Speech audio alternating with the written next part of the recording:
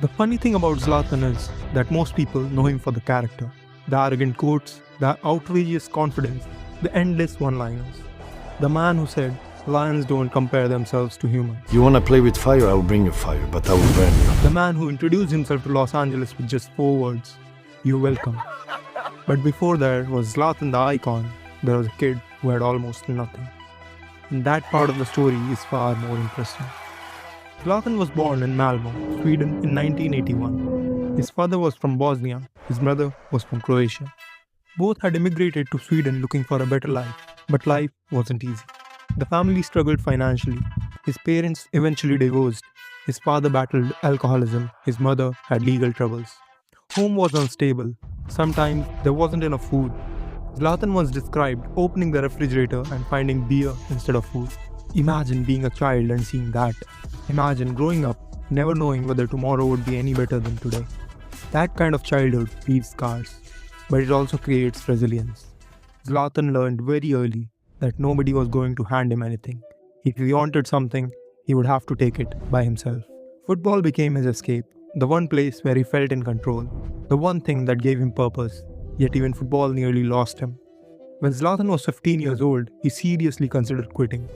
He was ready to walk away from the sport entirely and work at the dock instead. A normal life, a steady paycheck, no dreams, no glory, just survival. Thankfully, one youth coach convinced him to stay. One conversation changed everything.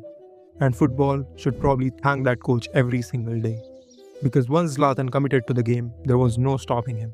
Even as a teenager, he had a confidence that bordered on insanity.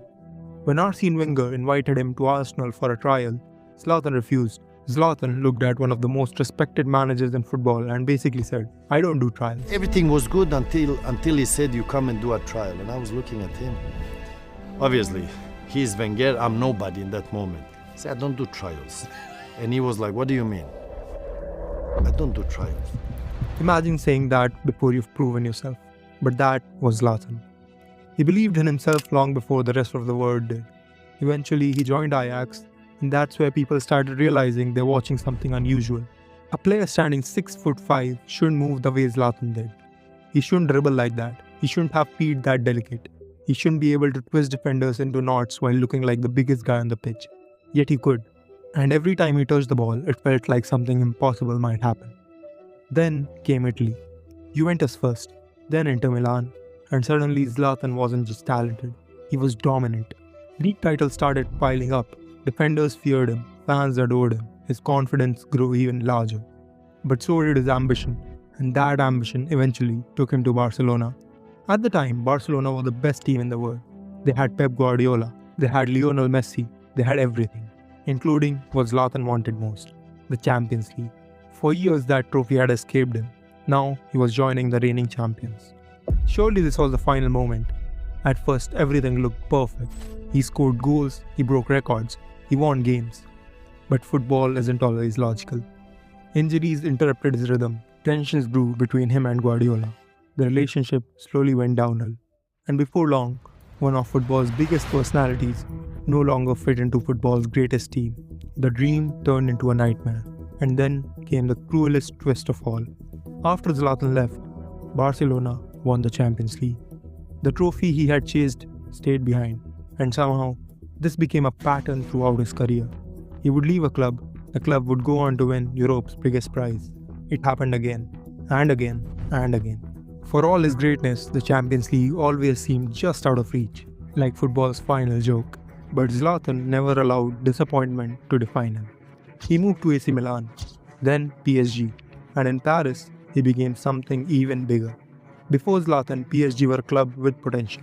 After Zlatan, they became a global force. Goals flew in from every angle, league titles became routine, records disappeared. And everywhere he went, Zlatan left his mark. By the time he departed France, he had transformed the club. Most players would have started slowing down by then. Zlatan did the opposite. At 34 years old, people said he was too old for the Premier League, too slow, too old-fashioned, too late. Zlatan heard all of it. Then he joined Manchester United and proved everybody wrong. He scored goals, won trophies, delivered in big matches, and once again, the doubters disappeared. It felt like the older he became, the more motivated he was to prove people wrong. as if every criticism became fuel, as if every prediction of decline made him stronger. Then came Los Angeles. For many players, America is where careers quickly fade away. For Zlatan, it became another stage. He arrived exactly the way you'd expect, with maximum confidence, maximum attention, and maximum Zlatan. And once again he delivered. Spectacular goals, packed stadiums, endless headlines. But even then, he wasn't finished. At 38 years old, Zlatan returned to AC Milan. 38. Most footballers are retired by that age. Zlatan was preparing for another title challenge. And somehow, against all logic, he helped Milan win the league once again. A decade after helping them reach the top, he returned and did it all over again. It was the perfect final act. By the time he retired in 2023, he was 41 years old, still competing, still scoring, still proving people wrong. And that's what makes Zlatan's story so fascinating.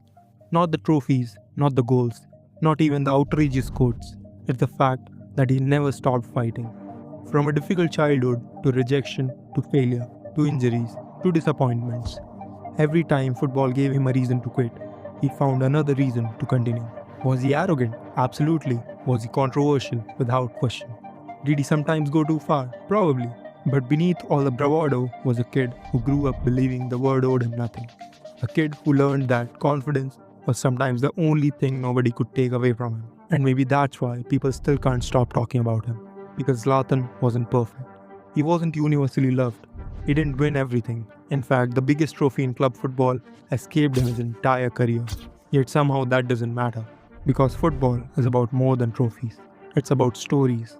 And Zlatan Ibrahimović gave us one of the greatest stories the sport has ever seen. A story of resilience, a story of defiance, a story about a boy who refused to break. And in the end, that may be a greater achievement than any trophy he ever won.